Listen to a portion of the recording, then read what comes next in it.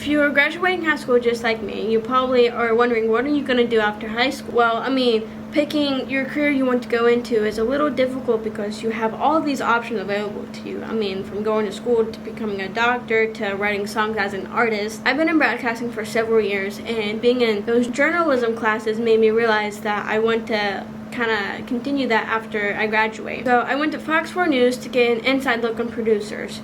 Holly Haynes is a producer at Fox 4 News, and I talked about what it's like being a producer and the challenges that come with it. There's a lot of challenges of being a producer. A couple of them are you won't necessarily get the time that you want, such as, I get here at 3 in the morning and I leave at 11 o'clock, so it's not just challenging doing the job, but actually adjusting to being up early, having to completely adjust your body and your time clock.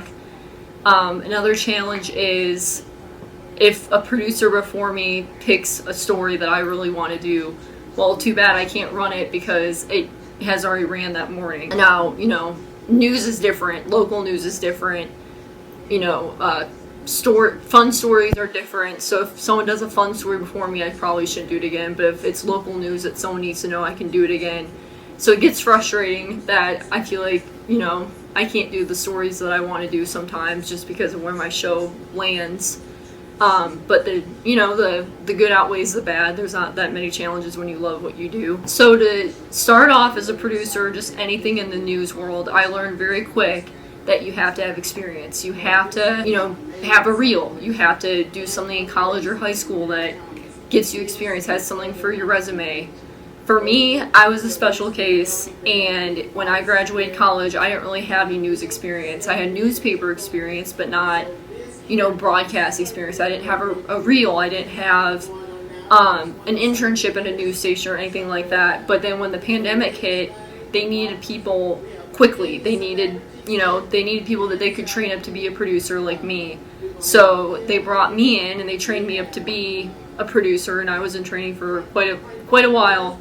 But now that kind of set the standard for, in a market this size, being 33 out of 200, they can bring in someone like me and train them up to get them to be at the level they need to be for this market.